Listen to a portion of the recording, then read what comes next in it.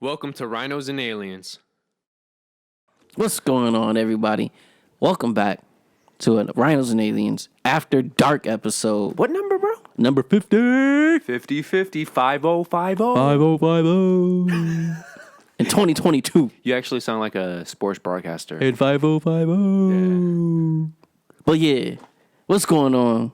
It's me, the Don Dada of all Dons. Hello. Welcome, bro. And my main man, Nature Boy. Nature Boy.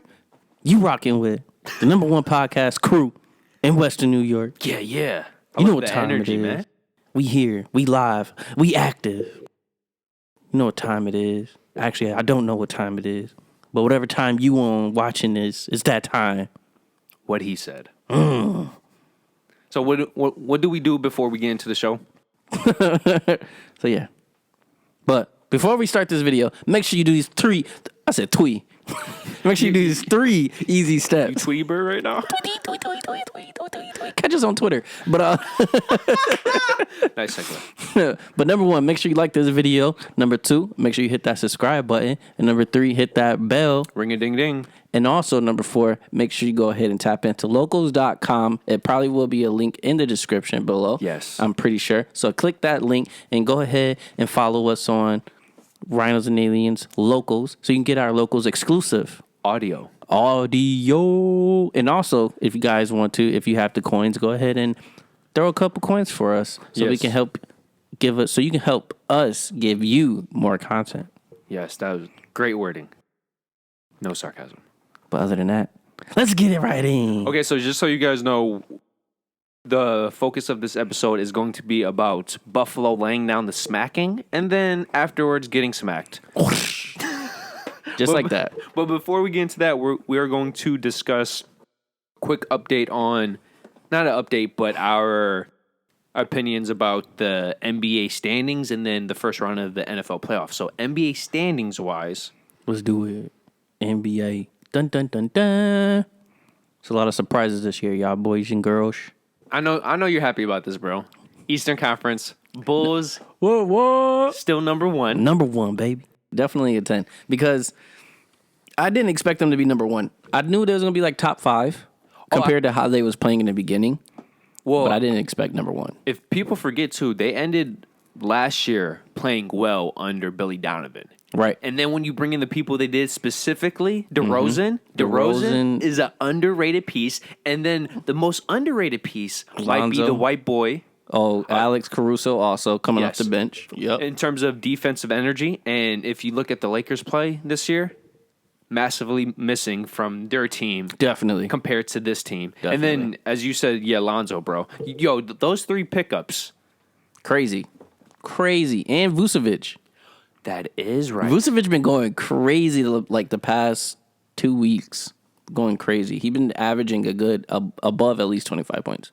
Oh, he's been going at least within these 2 weeks, at least. Yeah, I know what you mean. Yeah, like I think his last game that I fully remember. Well, that makes sense because they're missing some players, so he's had to step up. He had to pick up. But the last games I can remember, he's averaged at least 30. I want to say like 32 and like 16 rebounds. Crazy. Vucevic been doing your thing. Keep it up. Yeah, the Bulls are number one, even though the past 10 games they're only 5-5, and that's because they've either due to COVID or injuries they've been missing so many players. The Heat, low key sneaking up number 2. Sneaking up, yeah. They just moved into number 2. They surpassed the Nets by half a game. Yeah, bro. I will say this: the Eastern Conference, there's a legitimate case that is better than the Western Conference in terms of an entire conference. Okay. Because let me give you some of these stats. 10 teams are 500 or better. 8 teams are above 500. And then the Hornets, which are considered the worst team in terms of actually being able to make a push in the playoffs, they're 25-20, and they're 7-3 in their last 10 games. You have the Cavaliers, which where the fuck did they come from? They're 27-19. In terms of going into the season, nobody had them doing anything. They did a crazy switch up on their lineup. They got like 3 7-footers on their starting lineup, bro. But their draft, the moves they made at the end of last year before free agency, and their draft picks, bro. That rookie, is being considered like the next Ben Wallace.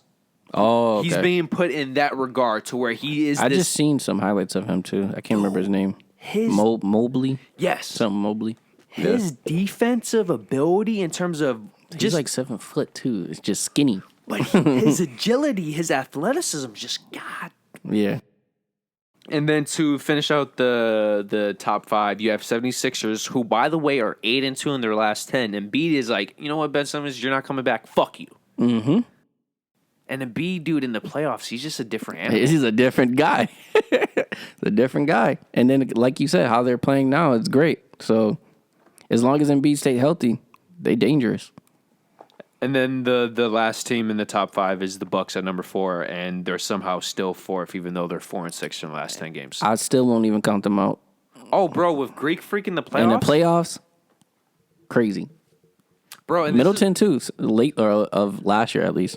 Whoa, Middleton was as important as the Greek Freak at least in the finals. Yeah, that's what I'm saying. At least last year, because the years before he was kind of terrible in the playoffs. Yeah, he wasn't clutch. He was clutch last year. Yeah, last year. But this is the thing. Just like when it comes to the Bulls, the Bucks have had a lot of injuries. They haven't been fully healthy this entire season. So if they could somehow become healthy for the playoffs, bro.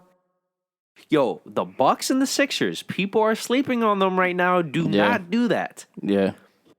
Okay, now moving into the Western Conference, the Suns have just been dominant. That's all nothing year. new. Yeah, they're 34-9 and they're still in first place. The Warriors have fallen off mainly due to Draymond Green not playing and Stephen Curry's shooting woes, but they're still 32-12. The Grizzlies. That's the biggest whoa, what the fuck? Oh, I would disagree. I still think the Bulls are the biggest for the NBA for the simple fact they did not make the playoffs last year. The Grizzlies did. Okay, but I didn't expect them to be this high. I agree in the sense I expected them 6, 7, or 8. 6 max, bro. Yeah. They are in the Western Conference the equivalent of the Bulls. That's what I will say. Okay, yeah. And if you look up their stats, bro, for the past month and a half, every statistical figure you could find defensively, they're number 1. And then offensively, they're in the top 3. And then when I say every, I'm talking about the bullshit efficiency, the net margins, the percentage, every stat you could find, both defensively and offensively, they're top 3. In the past month and a half, bro. And when you go, what was it? It was either 8-2 or 9-2 when Morant wasn't playing. Your team is no fucking joke. Yo, for real, they're nice. I'm not gonna lie. Jared Jackson is nice too, bro. He's been balling, dude. He is a very, very underrated top 5 pick from the past few years. Yeah. Then you have the Jazz in 4th. Which, by the way, they're somehow still in 4th, even though they're 3-7 their past 10 games. They have been struggling. The Mavericks, bro, talk about coming out of buttfuck nowhere. They're 9-1 their past 10. I mean, they've been upset. They've been having upsets this whole year, though. Bro, I'm glad you said that because especially over the past 2.5, 3 weeks, they've been just laying the hammer down. Yeah. Number 6 is the Nuggets. They're 22-20. The Lakers, 7th place. 22-22, and then the lowest I've seen them in a while. The Clippers are 8th, where they're 22-23. I just want to point this out: the Nuggets, if they were playing better, which by the way, of any team this year, they might have the case for being the most injury prone because they haven't had their point guard for the entire season. Murray, yeah. I'm pretty sure they haven't had that one small forward, power forward, who had a back surgery. Can't remember. He's that light-skinned dude. JaVale McGee? No. This is going. Michael Porter Jr. Michael Porter Jr. Yes. Okay. So literally, I think he's small forward though. Small forward. I couldn't remember. He is like 6'10" or something like that. Yeah, ridiculous. He doesn't look like it when you see him, but then when you see him compared to other players, I think he's like 6'9", 6'10". Yeah. Like so Denver hasn't had either of those players for the entire year. If they had a better record, Joker would be in the conversation for MVP because his stats are as good, if not better, in every single category compared to last year. And then what the 2 stats that matter most, point differential. He has not only the best point differential in the league right now, he's on pace for in history for a starter. And then his, what's that stat that they use? PER? Yeah. Right now, not only is it better than Wilt Chamberlain's PER in his record-setting year when he scored 50+, it's better than the Greek Freak's 2 years ago when he won his second MVP.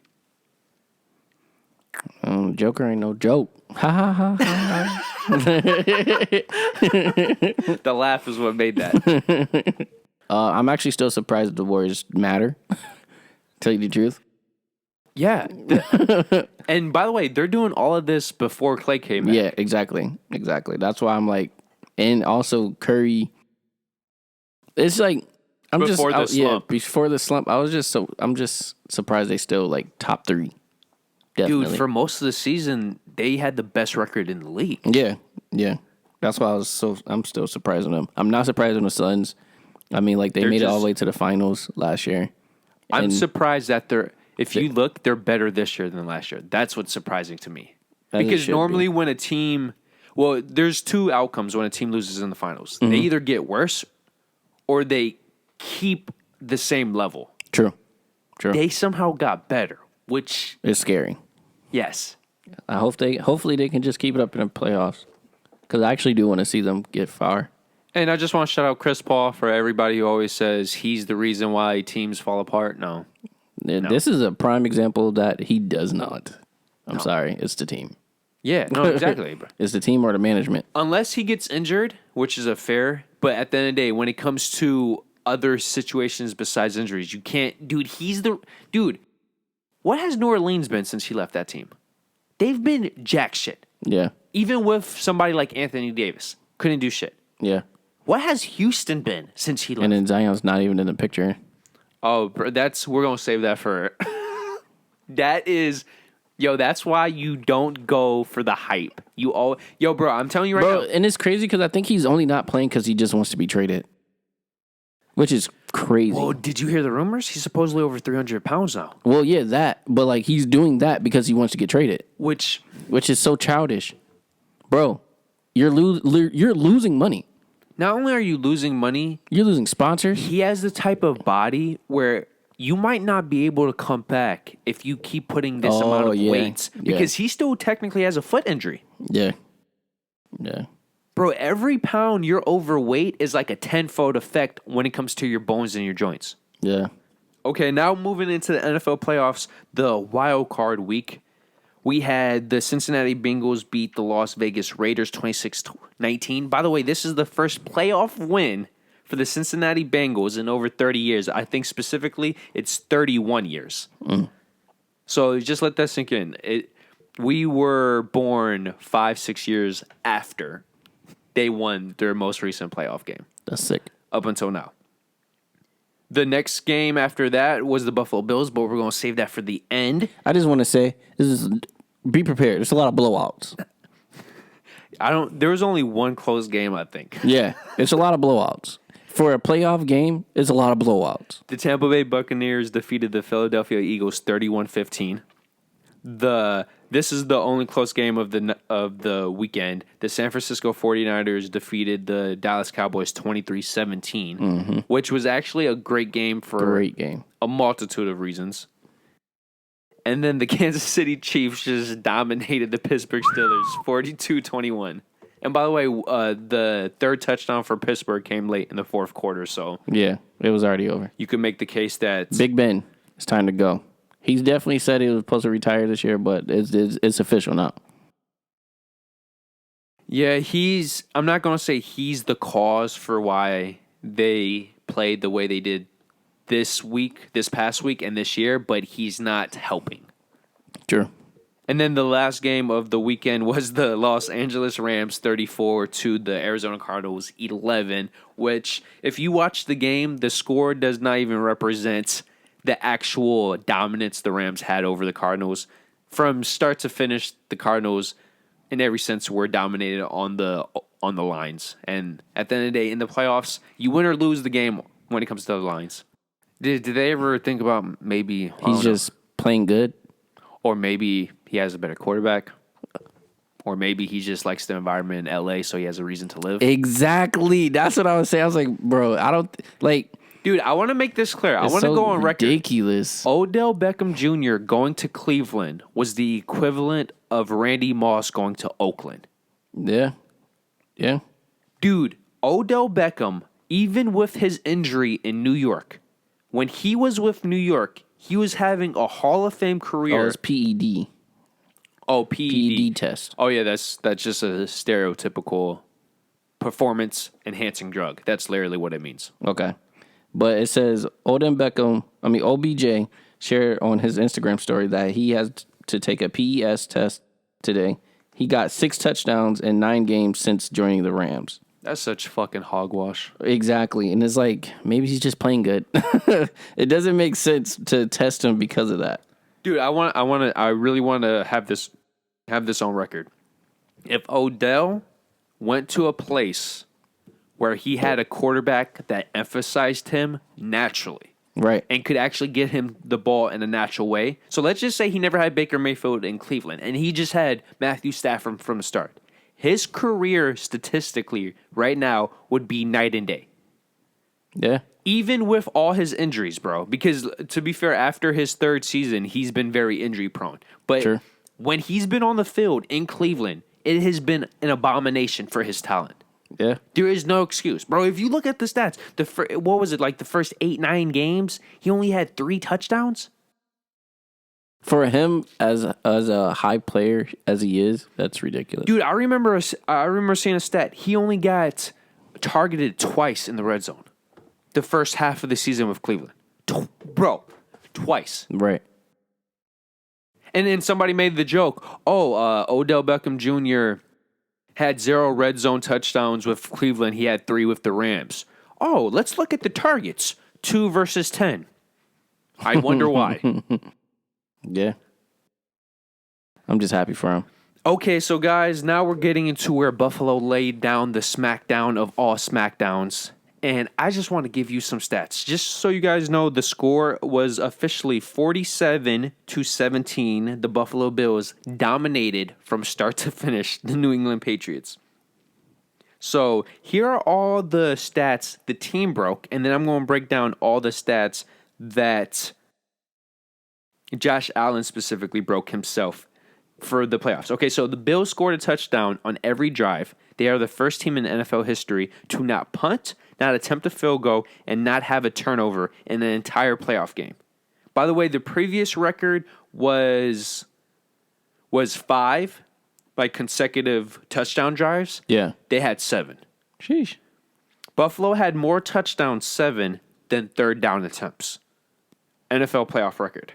In Week 16, the Bills were the first team to not be forced to punt by a Bill Belichick team. On Saturday night, they became the second.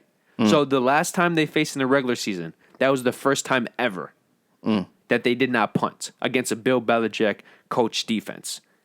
Back-to-back times they faced the Patriots, they've done that back-to-back times. So they are the first and the second only teams ever. Man said I'm top 2 and I ain't number 3. And this is the crazier part. They haven't punted in 20 straight possessions against the Patriots, and their only 3 drives without a score in that time frame are when the clock hit 0 at the end of halves.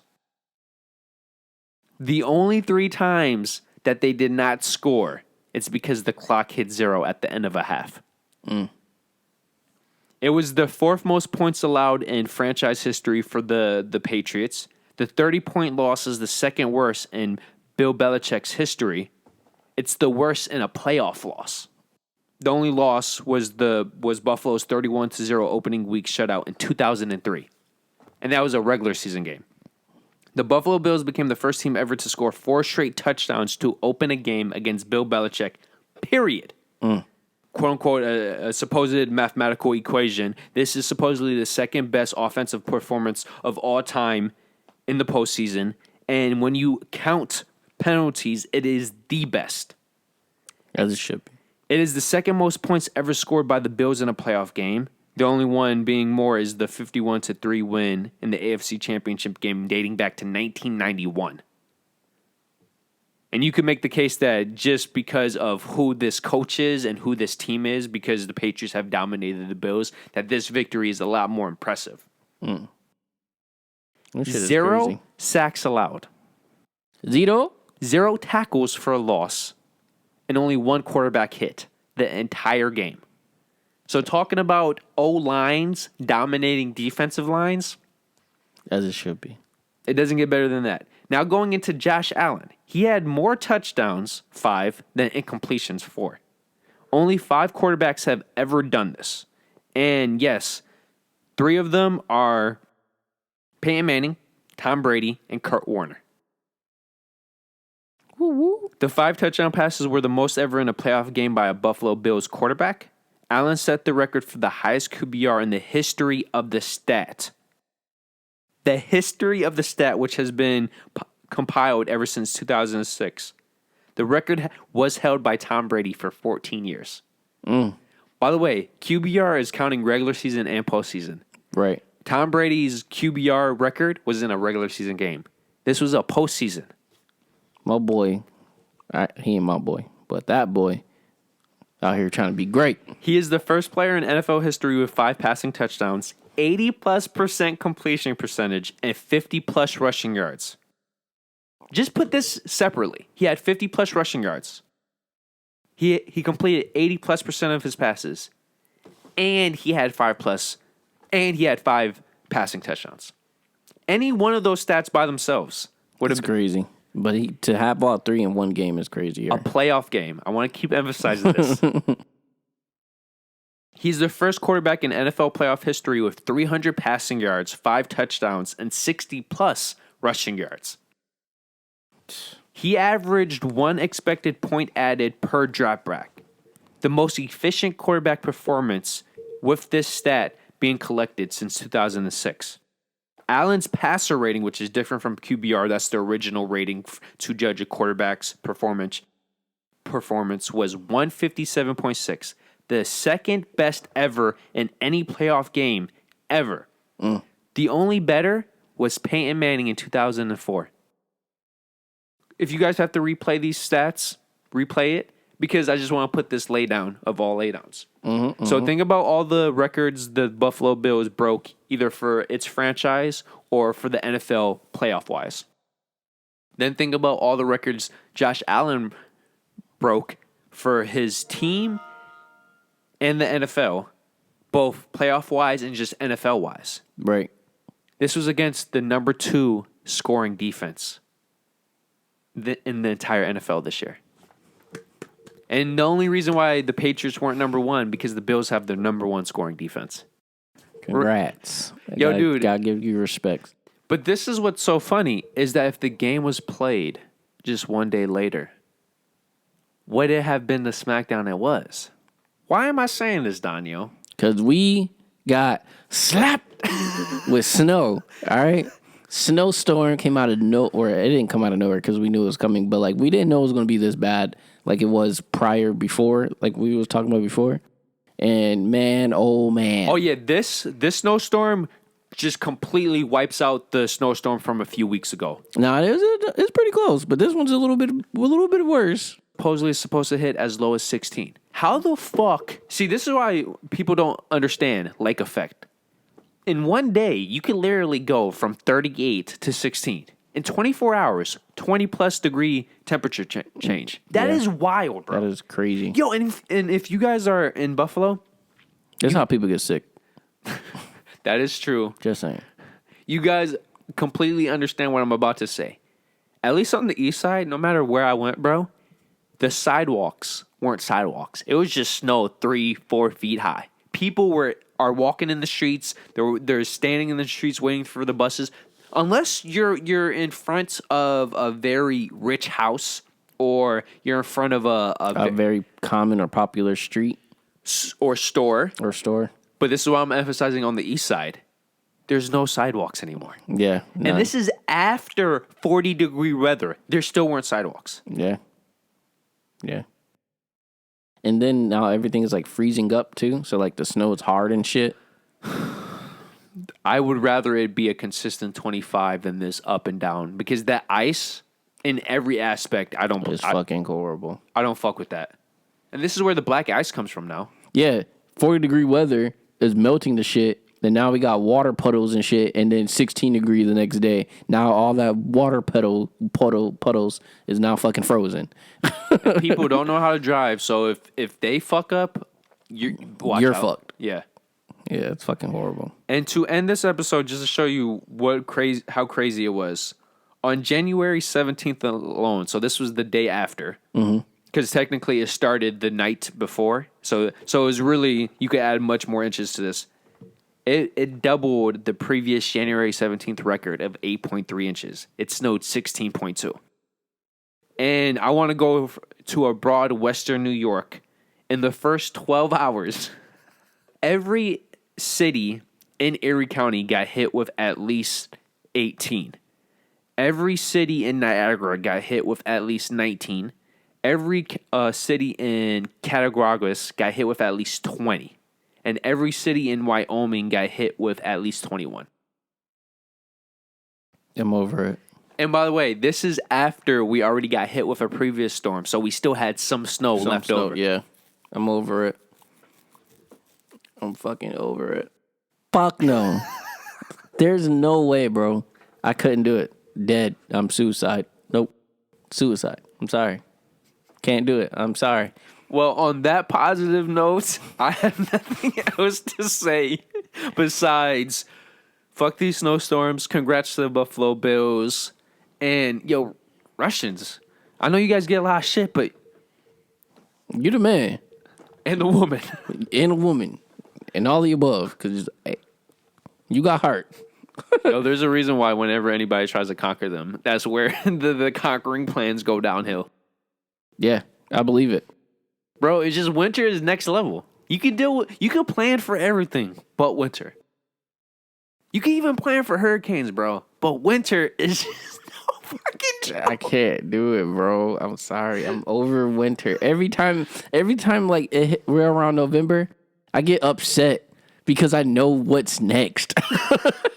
I get upset. It's like fall, winter. So like when fall hit and I gotta put a hoodie on, I'd be upset that I gotta put a hoodie on because I know what's next. Yeah, because fall's actually pretty nice. Yeah, fall's okay. I appreciate fall. But you're thinking about the next thing. It's the next season after fall, and I'd be so upset. It's like when a woman brings up a woman you're friends with. You know where this is going. Exactly. It's like,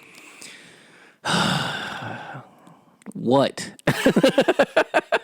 That's exactly how I feel. Just, what? I don't care. What? But yeah, on that note, guys, we're going to do the 5 rhino thrusts. Number 1, make sure you like this video. Yes, Number 2, make sure you subscribe. Number 3, make sure you hit that bell. Ring a ding ding. So you can get all of our notifications whenever we post them. Like Number 4, I forgot what was 4 that fast.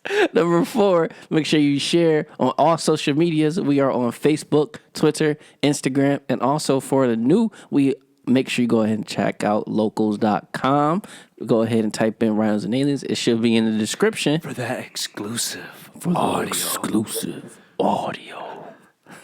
Also, if you guys got some coins, go ahead and throw it our way and to give us more content for you guys. You know? Support helps. Help us help you. But number 5, make sure you comment on anything we talked about. Go ahead and comment. Congrats to the Bills for laying the smackdown. Say fuck winter. All of that.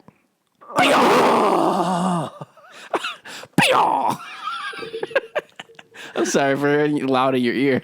LOPH. Cadoodle. Just a friendly reminder, guys. Hit the subscribe button in this corner. And then for the newest video. Then for the most recommended. And then for our famous dick pic.